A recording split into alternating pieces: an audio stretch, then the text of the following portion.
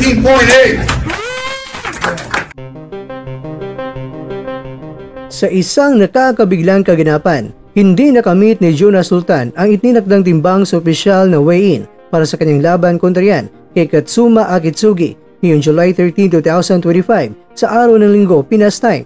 Sa kabila ng pagiging batikang boksingero at bahagi ng Manny Pacquiao Promotions, isang organisasyong kilala sa maigpit na training system at disiplina, marami ang nagtatanong, bakit nag-overweight pa rin si Sultan? Ang mga weigh-in sa hindi lamang simpleng seremonya bago ang laban, isa itong maigpit na requirement para sa mga boksingero upang matiyak na patas ang kompetisyon. Sa kaso ni Sultan, ang kanyang pagkukulang na makamit ang tamang timbang ay tinuturing ng ilan bilang senyales ng problema sa kanyang preparasyon, disiplina o kondisyon sa katawan.